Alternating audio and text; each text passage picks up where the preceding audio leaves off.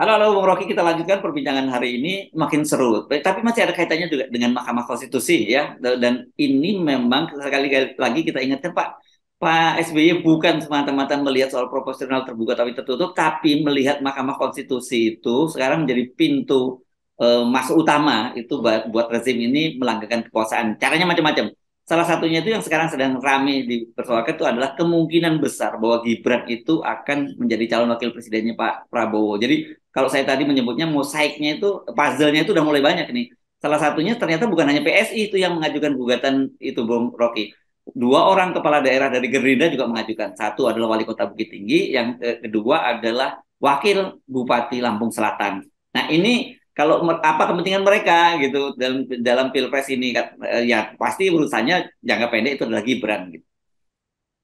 Iya, itu boleh itu sebagai kalau secara normatif ya semua orang berhak untuk jadi calon presiden atau wakil presiden dan hambatan-hambatan undang-undang itu harus diterobos. Biasa aja itu. Tetapi problemnya adalah di dalam sistem yang demokrasi, semua proposal itu tidak boleh diajukan oleh orang yang punya kepentingan dirinya sendiri. Nggak bisa begitu tuh. Nah, dalam soal Gibran misalnya, ya boleh aja, bilang aja nanti 2029 itu berlaku ya, MK. Tapi kan kelihatannya dipaksakan tuh. Ya Prabowo juga mungkin merasa bahwa buat mendapat kepastian bahwa Jokowi nggak akan berubah pikiran endorsementnya pada Pak Prabowo, dia jaminkan itu soal Gibran. Lalu orang berpikir kalau begitu proposal eh, apa namanya penurunan usia cawapres itu datang dari Gerindra. Bisa juga orang berpikir begitu. Tetapi isu ini juga akan membuat Gerindra itu atau Prabowo kehilangan konstituen. Karena dianggap bahwa Prabowo memang ingin meneruskan wilayah politik Pak Jokowi dan Gibran adalah bagian untuk menjamin bahwa dinasti Jokowi nggak akan punah. Kira-kira begitu kan. Nah teori ini teori yang bukan sekedar melecehkan demokrasi, tapi juga beberapa konstituen Muslim misalnya menganggap bahwa ya Prabowo udah nggak usah dipilih kalau gitu kan.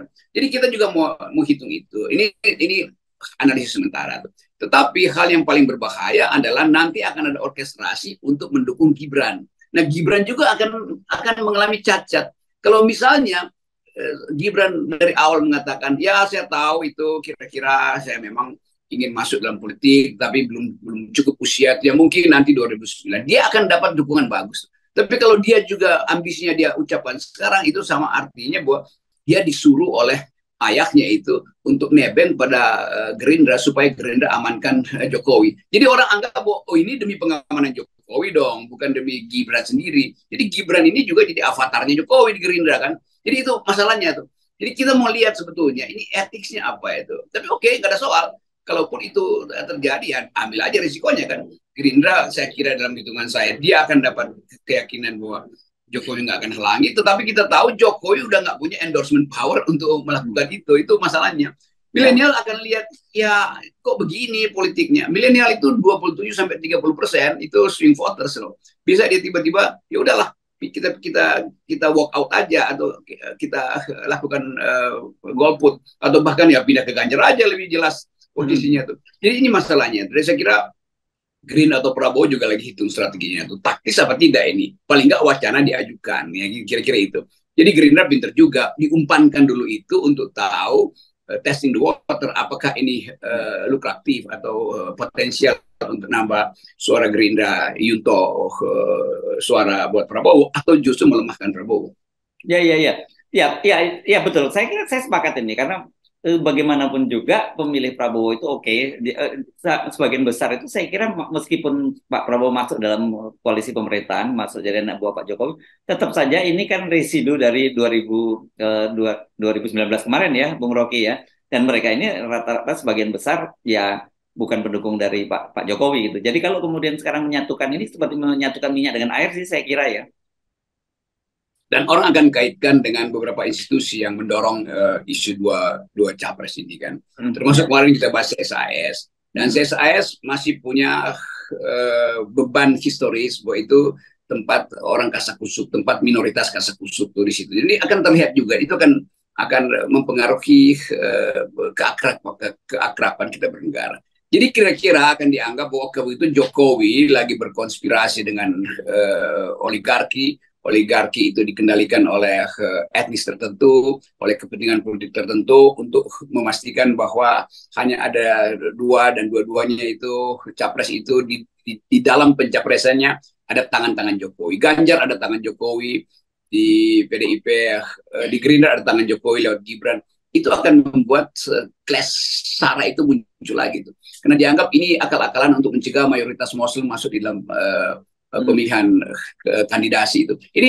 Ini walaupun kita sinyalnya itu samar-samar, tapi begitu dieksplisitkan itu akan membelah lagi bangsa ini kan. Jadi hati-hati selalu bahwa kita dalam ketegangan. Yang bahaya adalah Jokowi terus memainkan ketegangan itu.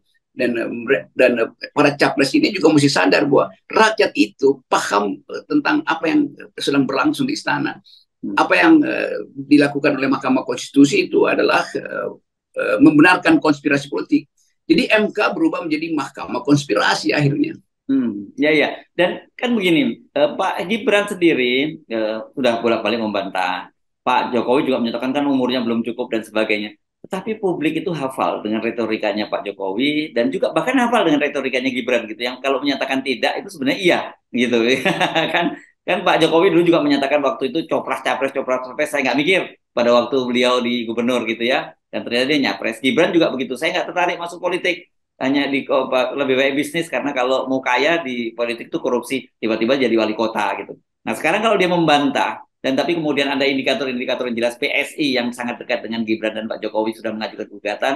Sekarang ditambah lagi dengan Pak Prabowo. Karena ada Gerindra 2 orang kepala daerah Gerindra yang mengajukan. Kan tanda-tandanya semakin jelas gitu. Tanda-tanda ini juga makin jelas konstatasi dari senior-senior di TNI. Terutama kita masih ingat keterangan dari Panglima Siliwangi itu yang menerangkan bahwa ada keadaan yang kelihatannya membahayakan demokrasi. Kan sinyalnya jelas tuh dari awal tahun. Lalu TNI pasti melakukan kajian tuh dan tentu wilayah-wilayah yang rawan sara itu dianalisis dengan baik oleh TNI. Karena mereka lah yang paham bahwa kalau ada ketegangan di dalam negeri, maka potensi intervensi luar negeri itu akan menjadi tanggung jawab TNI. Repot lagi TNI itu. Kalau keadaan dalam itu ada semacam social unrest, ada ketidakpuasan, ada civil disobedience, pembangkangan sipil. Jadi semua ini harus dilihat sebagai masalah besar dari bangsa ini.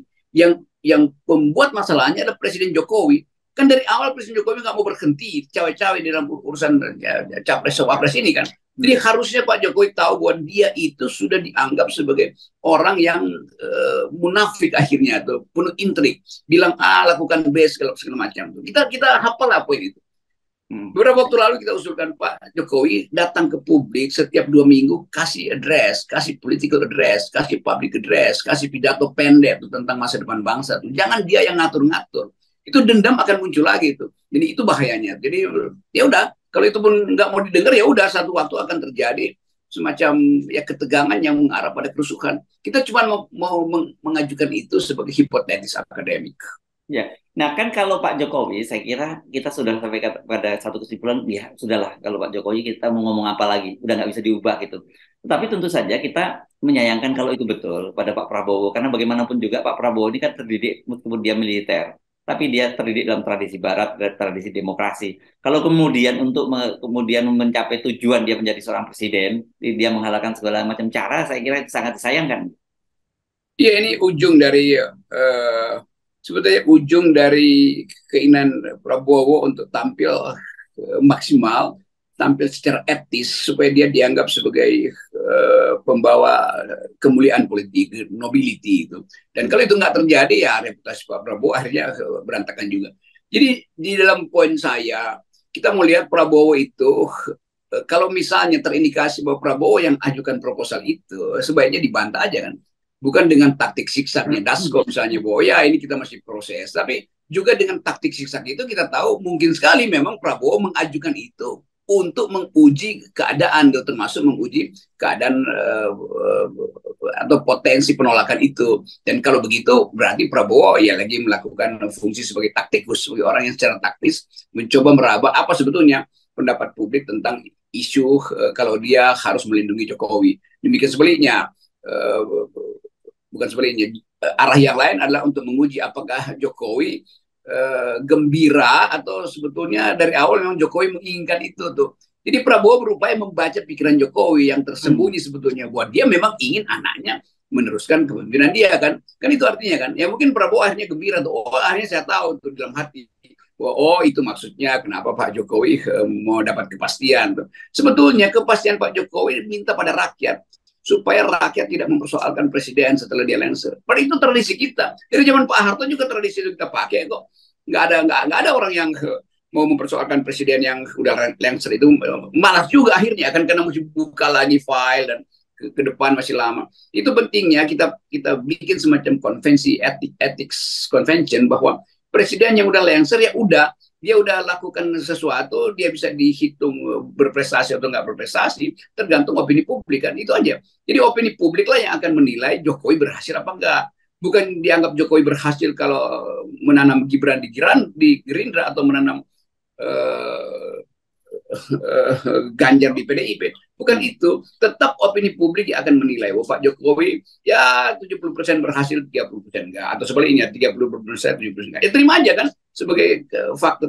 Pak Harto aja di awal dianggap sebagai bajingan. Nah belakangan Pak Harto akhirnya dianggap oke, dia sebetulnya meninggalkan jejak dasar dari pembangunan infrastruktur dan kebanggaan bangsa sebagai negara terbesar di ASEAN. Dan sekarang Indonesia nggak lagi dianggap sebagai negara besar di ASEAN kan. Jadi banyak hal secara post factum akhirnya memulihkan kembali nama seseorang. Ya, dan saya kira bagi Pak Prabowo pun sebenarnya mirip dengan Pak Jokowi. Kalau Pak Jokowi dia akan mengakhiri masa jabatannya. Kalau Pak Prabowo kan saya kira dari sisi faktor usia ini adalah kesempatan terakhir ya buat Pak Prabowo dalam pilpres ini. Saya nggak membayangkan Pak Prabowo akan ikut pilpres lagi yang akan datang. Jadi saya kira itu pastikan bagaimanapun juga orang seperti Pak Prabowo itu penting untuk mau seperti apa sih dikenang oleh bangsa ini. Ya kita tahu politik itu adalah the art of attacking the impossible. Tapi jangan sampai yang impossible itu justru dianggap diposibilitikan karena kepentingan dua tokoh doang tuh. Kan semua hal yang possible itu harus memuliakan nilai-nilai demokrasi, harus memuliakan pengertian publik bahwa Indonesia satu waktu akan pulih akal sehatnya tuh. Dan milenial menunggu itu, milenial berupaya menunggu politik yang bersih tuh. Oke, baik Bung Rocky, meskipun ini saya sebutnya sebagai puzzle-puzzlenya udah mulai terbentuk gitu ya. Kita belum lihat apa mosaik yang secara utuh. Tapi kita berharap tentu saja mosaik yang tadi kita bayangkan tiba-tiba saya sulit membayangkan Pak Prabowo berpasangan dengan Gibran gitu sebagai wakil presiden dan kemudian Ganjar mungkin kalau sementara ini disebut dengan Nazarudin Umar dan orang akan bingung memilih itu terutama anak-anak muda seperti Anda sebut itu generasi milenial, generasi Gen Z segala macam. Akhirnya yang terjadi adalah menurut saya seperti yang Anda sebutkan juga yang akan membesar tuh gerakan bukan swing voter lagi tapi gerakan golput akan sangat besar. Iya itu saya duga dengan kuat dan milenial pasti menganggap kok jadi dagelan ya politik itu. Jadi itu intinya tuh dan pikiran milenial itu adalah pikiran masa depan. Saya kira itu. Oke, baik terima kasih Bung Rocky. Tetap 0% ya. Ya, 0% adalah dasar dari etika Yes, thank politik. you. Yes.